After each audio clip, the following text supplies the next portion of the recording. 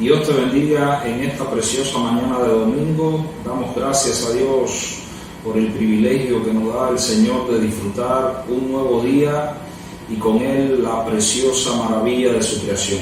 Damos gracias a Dios también porque te puedes unir a nosotros para compartir nuestra enseñanza de escuela dominical y agradecemos a Dios por su gracia. Así que Dios te bendiga poderosamente a ti y a los tuyos en esta mañana.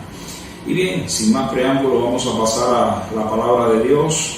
Si usted ha estado siguiendo las enseñanzas de la escuela dominical nuestra, se da cuenta que estamos siguiendo una serie sobre los 10 mandamientos. Y hoy vamos a ver el 6º mandamiento. Así que le invito a ir ahí a la palabra de Dios, Éxodo capítulo 20, y vamos a estar leyendo el versículo 13. Y dice la palabra de Dios: no matarás. Aleluya. Vamos a orar. Padre, te damos gracias por esta tu palabra, porque tú eres bueno y para siempre son tus misericordias. Te agradecemos, Señor, el privilegio de poderla compartir, y ahora ayúdanos, Espíritu Santo, a exponerla y a recibirla. Gracias, Dios, en el nombre de Jesús. Amén y amén. Bien, como les decía, estamos llevando adelante una serie que trata sobre los 10 mandamientos, y hoy vamos a ver ese 6º mandamiento, o la 6ª palabra, que es lo que da título a nuestra lección de escuela dominical. Acabamos de leer ahí, es una palabra breve y dice la escritura: no matarás. Ahora, nosotros, hermanos, tenemos que ser realistas. Vivimos en una cultura de muerte a nivel global. En miles de años de la civilización humana y después de miles de años de ser promulgado este mandamiento, podríamos pensar que hemos tomado conciencia y que respetamos la vida humana. Estoy hablando en sentido general. Pero la verdad es que lo que hemos hecho es refinar los métodos para matarnos unos a otros. Si usted ve cualquier noticiario o se mantiene informado de la cantidad de conflictos, ya no solo de guerra que hay en este mundo, sino conflictos de todo tipo, se va a dar cuenta que no solamente hemos refinado los instrumentos de muerte, sino que también hemos creado una serie de justificaciones de todo tipo para ser letales los unos con los otros. A escala global, hermano, usted se da cuenta que se están implementando políticas, leyes, ideologías y derechos, esa palabra derechos entre comillas, que justifican el matar a través de el aborto, de la eutanasia, por la etnicidad de la persona, por motivos de religión. Somos un mundo tan caído que no nos ponemos de acuerdo, y cuando no nos ponemos de acuerdo, tratamos de resolver nuestros asuntos eliminando a otro ser humano, a nuestro prójimo. El ideal divino que dice este pasaje es rechazado una y otra vez. Hermanos, yo entiendo, y hoy en la mañana no vamos a ver todo lo que significa este mandamiento y todos los detalles que él implica, porque este es un mandamiento que tiene muchas aristas dentro de cada contexto cultural y tiene sus matices. Así que nosotros lo que tenemos que hacer para sobreponernos a eso es ser lo suficientemente bíblicos y sabios para ejercer nuestra libertad cristiana en las diferentes situaciones que se nos presenten. Hay elementos dentro de este asunto, como el asunto de la guerra, como el asunto de la defensa propia, como el asunto del ejercicio de la autoridad, la pena de muerte, el suicidio, que todavía siguen siendo muy controversiales para muchos creyentes. Cuando vamos al texto bíblico y leemos lo que dice la palabra de Dios muy específicamente con relación a estos asuntos, nuestra mentalidad se resiste muchas veces a creer en lo que Dios dice o a poner en práctica lo que Dios dice. A veces creemos que con relación a estos asuntos que acabo de mencionarles somos un poco más sabios que Dios. La verdad es que usted va a tener que decidir en base a los principios bíblicos y en su conciencia lo que considera como correcto en las situaciones que se le presenten en la vida. Y lógicamente esto también lo va a llevar a tomar otra decisión. Entiéndase que usted tampoco debe juzgar a otros que tomen una posición diferente a la suya por la libertad de conciencia o por lo que ellos también consideran bíblico. Por lo tanto, el quid de la cuestión y el final del asunto es: tenemos que ir a las Escrituras y ver en su conjunto qué nos dicen con relación a todos estos asuntos que están incluidos dentro de este mandamiento de no matar. Así que lo que voy a hacer en esta mañana, muy brevemente, o trataré de ser lo más breve posible, es compartir contigo algunos elementos que caracterizan esta quinta palabra. Ya le dije que no vamos a ver todo lo referente al no matar que aparece en el registro bíblico, pero sí pretendo darte algunos principios para que valoremos un poco más la vida humana y comencemos sobre todas las cosas a ver la vida y las situaciones que se nos presentan en esta área, no desde nuestra perspectiva y de lo que nosotros consideramos mejor, sino que comencemos a ver las cosas desde la perspectiva de Dios. Bien, el primer principio, cuando usted lee ahí el pasaje y otro que vamos a leer del Nuevo Testamento, porque este pasaje aparece nuevamente reflejado en el Nuevo Testamento, el primer principio que usted nota es que Dios es un protector de vida. La Biblia dice: no matarás. Implícitamente está reflejado que si Dios está ordenando que las personas no se maten entre ellos, es porque lógicamente lo que quiere es que la vida sea la que florezca. Ahora, hay algo interesante que tenemos que ver aquí, ¿no? Porque matar tiene sus diferentes matices. Me refiero al término, no a la acción como tal. La palabra hebrea para matar aquí es un verbo que en hebreo se pronuncia razar y significa matar intencionalmente y con premeditación a otro ser humano. Esta palabra es una palabra interesante y nunca se refiere o se usa para referirse a dar muerte a un animal, y tampoco se usa en contextos de guerra, de pena capital o de autodefensa por parte de la persona. Por lo general, esta palabra denota siempre algo que ha sido planificado o un asesinato que ha sido premeditado o lo que nosotros conocemos como homicidio. Así que en relación a este mensaje que vamos a compartir en esta mañana, a esta lección, cuando utilicemos el término matar, lo vamos a usar como privar la vida de una persona o privar la vida de alguien intencionalmente y deliberadamente con toda la premeditación, que es básicamente lo que significa la palabra. Así que, como usted ve, el mandato que prohíbe matar implícitamente está protegiendo la vida. Ahora, ¿qué quiere decir esto? Quiere decir, hermano, que cualquier persona, por muy simple que sea, puede entender que este mandamiento significa que uno no puede matar a su prójimo. Y, lógicamente, la prohibición del homicidio queda bien clara para todo el mundo. Ahora, la pregunta que tenemos que hacernos es por qué Dios ha establecido este mandamiento. Bueno, en primer lugar, matar a otro ser humano toca la imagen y semejanza de Dios. Eso ya usted lo conoce. La Biblia dice claramente, eso aparece aquí en el libro de Génesis, en el capítulo 1, que Dios ha hecho al hombre a su imagen y semejanza. El ser humano es portador de esa semejanza de Dios. El ser humano tiene la capacidad de pensar, tiene la capacidad de razonar, tiene la capacidad de sentir en su alma. Y el punto es que cuando una persona mata a otra persona,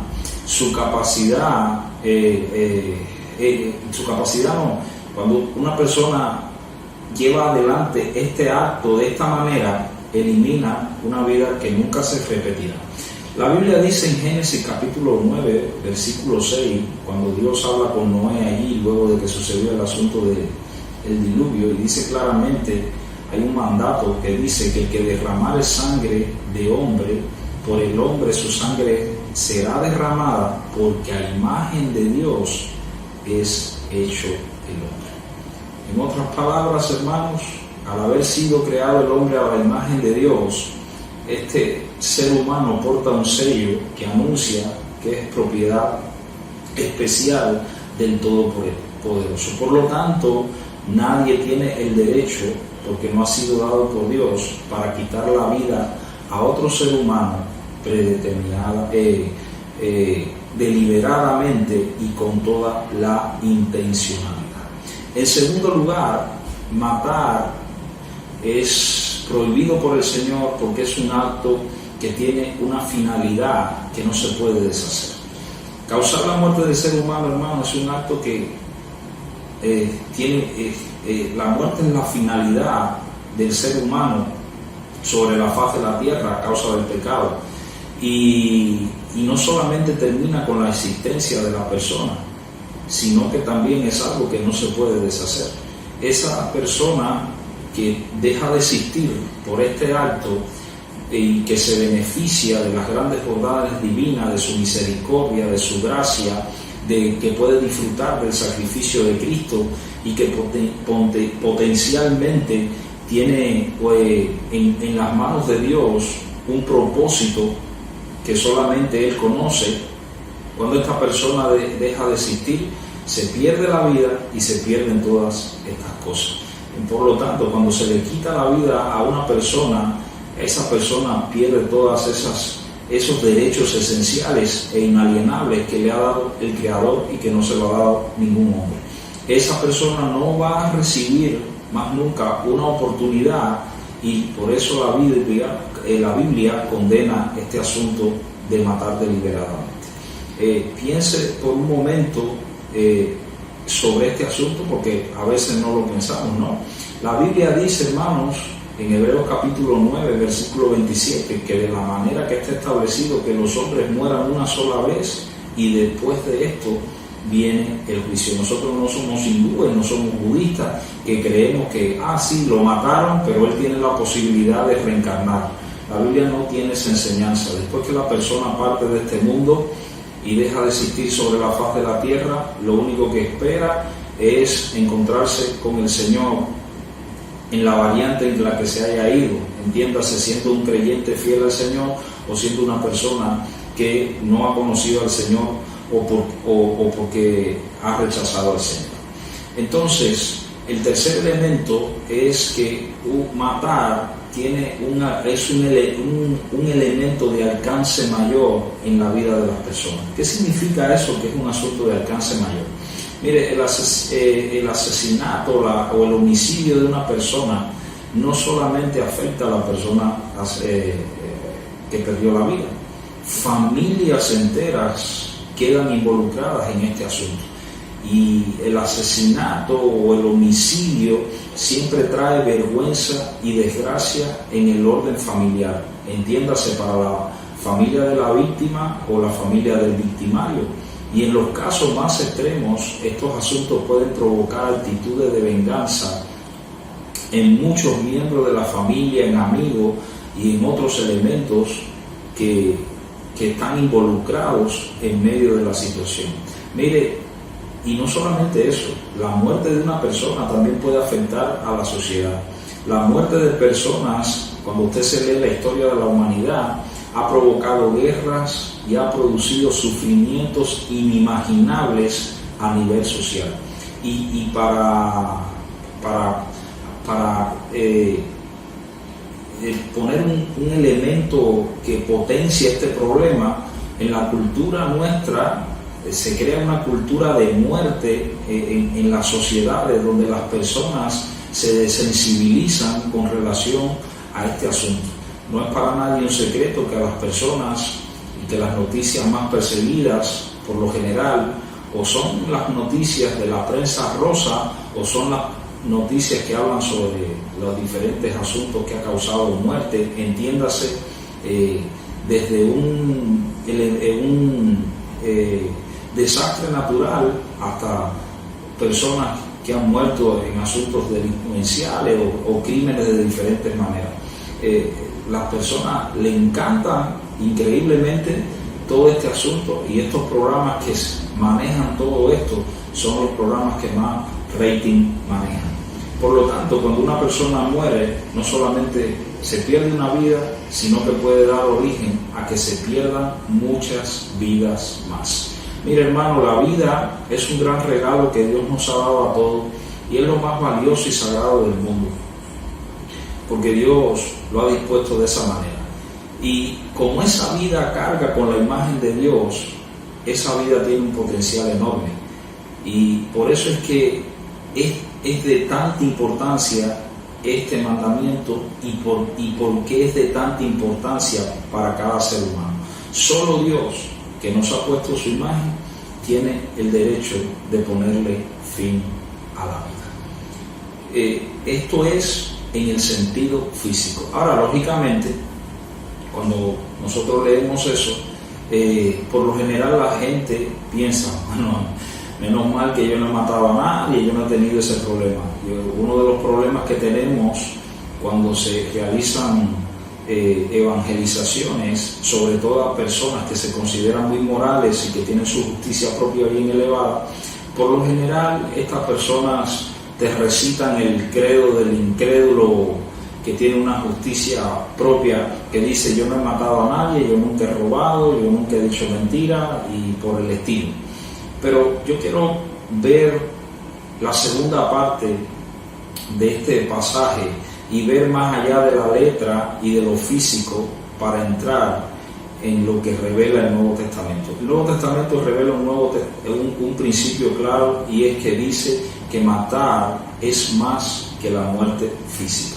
La Biblia dice en Mateo capítulo 5, versículos 21 y 22, vamos allí, y está hablando el Señor Jesús en el Sermón del Monte, en lo que se ha constituido como la constitución del reino, y dice la palabra de Dios: oísteis que fue dicho a los antiguos, no matarás, y cualquiera que matare será culpable de juicio. Pero yo os digo que cualquiera que se enoje contra su hermano será culpable de juicio, y cualquiera que diga necio a su hermano será culpable del concilio, y cualquiera que le diga fatuo quedará expuesto al infierno de fuego. Estas son las palabras de Jesús. Estas palabras van dirigidas directamente al corazón de la religión que le tocó enfrentar, y toca lo profundo del mandamiento. Va más allá de la simple letra, que era lo que creían en ese tiempo los líderes y las facciones religiosas que habitaban allí y que dirigían la vida de Israel.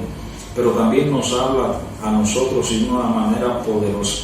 Yo creo que el Sermón del Monte es una de las partes de las Escrituras que más ignoran los creyentes, porque creen que es imposible vivir las demandas que Jesús hace sobre la justicia en estas palabras. Jesús enseñó cuán profundo llega el mandamiento de no matar.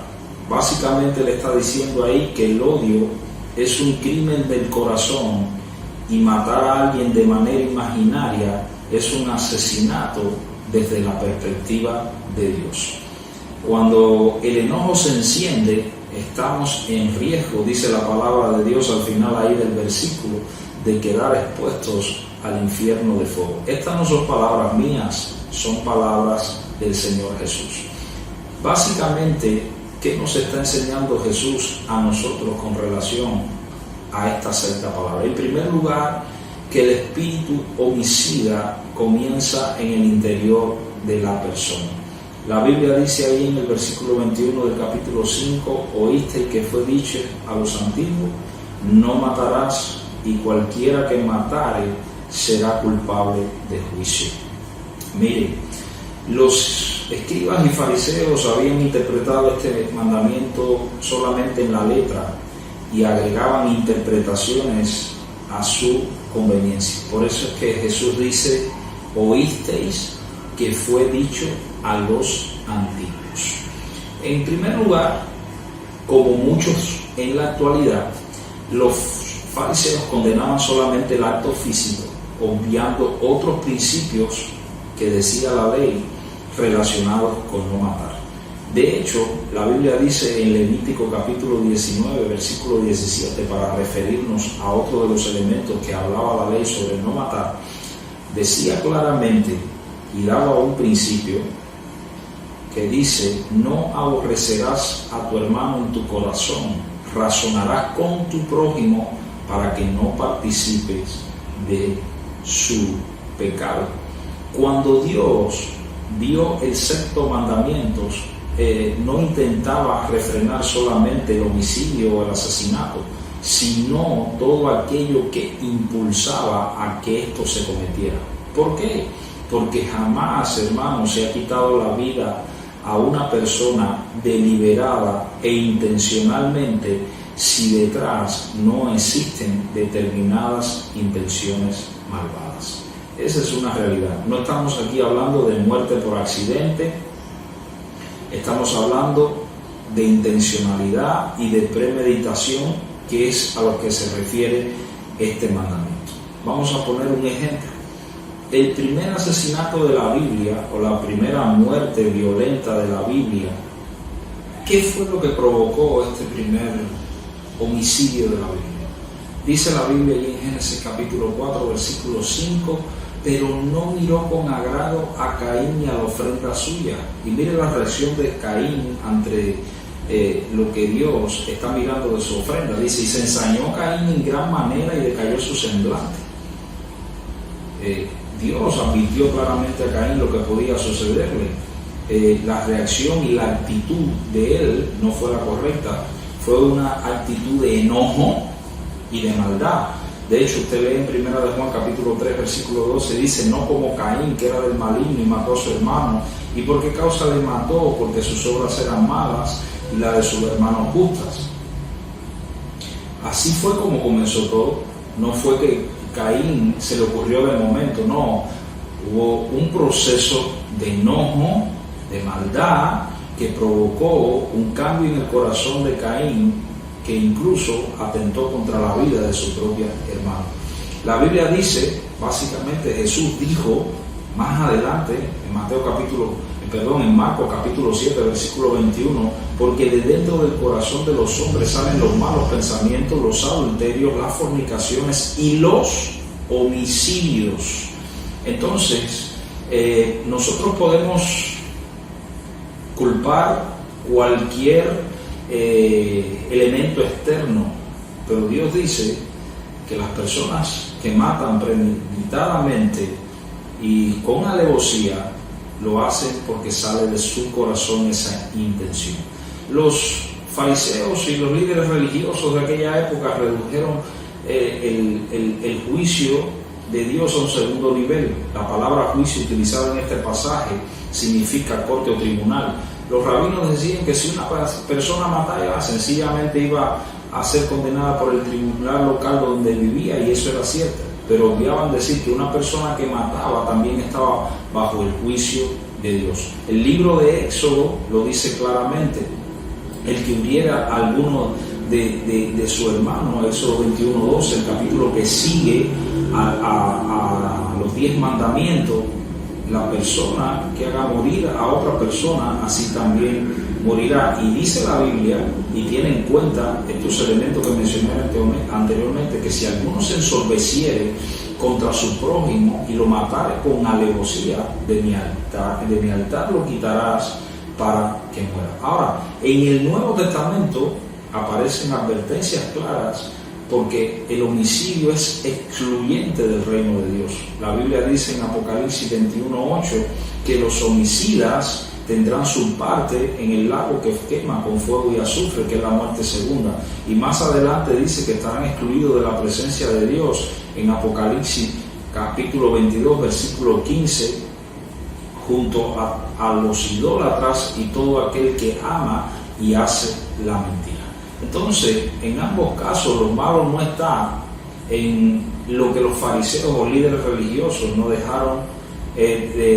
dijeron, sino en lo que dejaron de decir, que fue descuidar las manifestaciones menores de ese espíritu homicida y se olvidaban del juicio final. ¿O qué usted piensa? ¿Qué es más peligroso?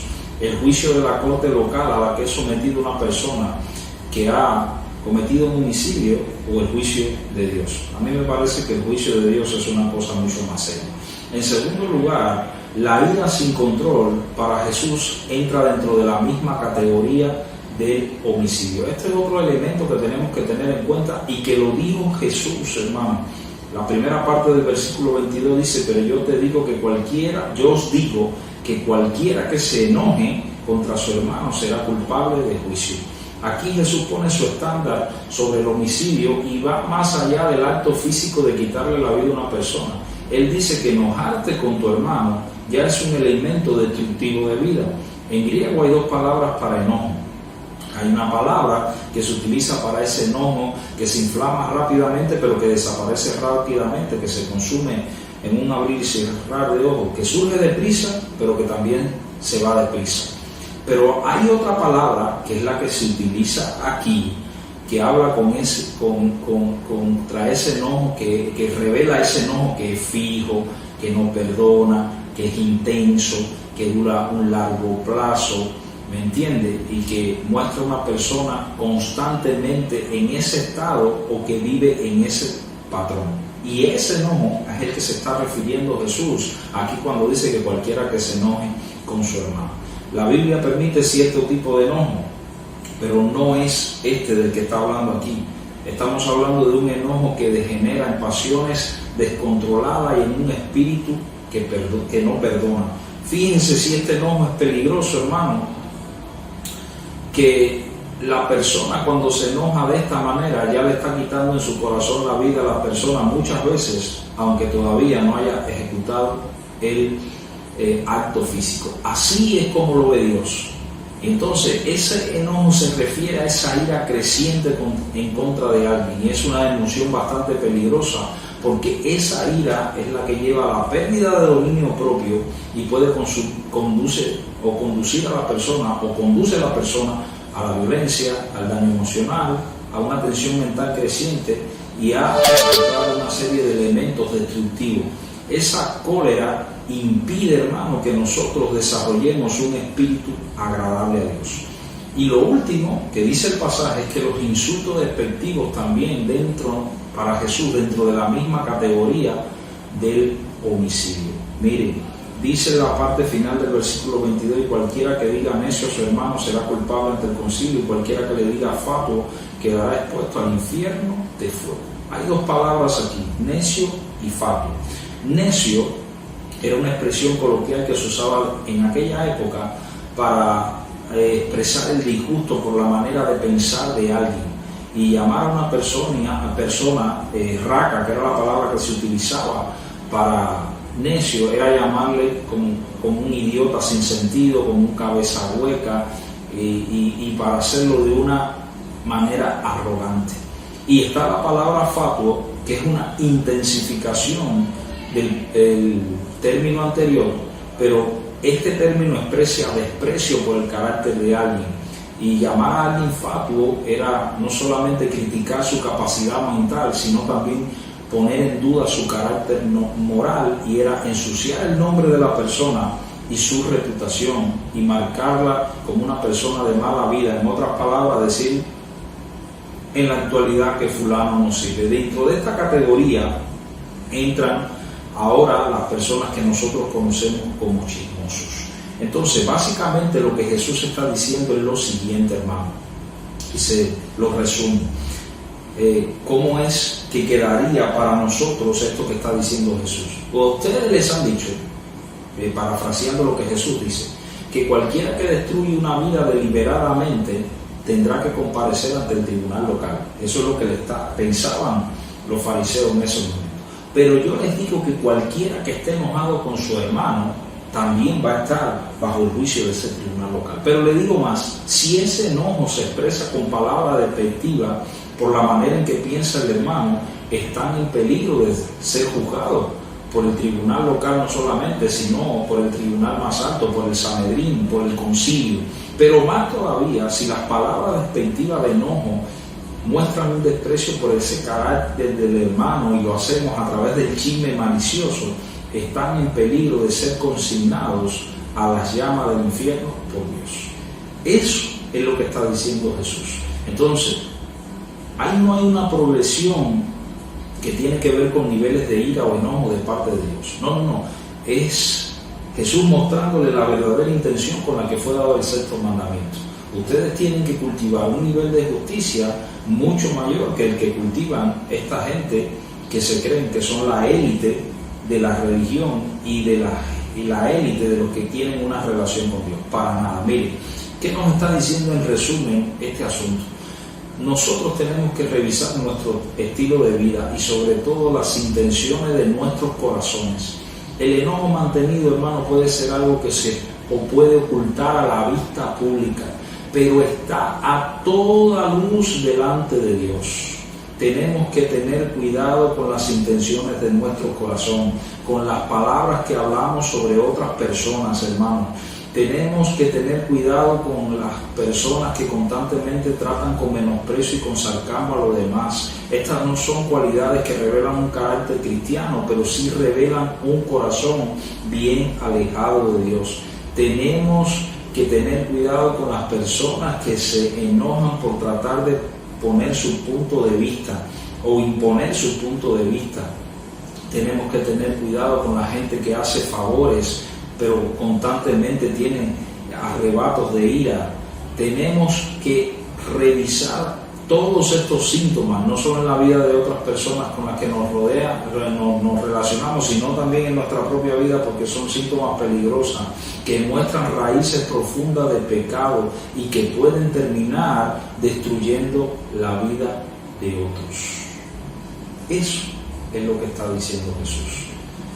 Dios es un protector de vida, pero Dios no solamente trata con el acto físico, sino con la raíz del problema, y esa raíz reside en nuestros corazones.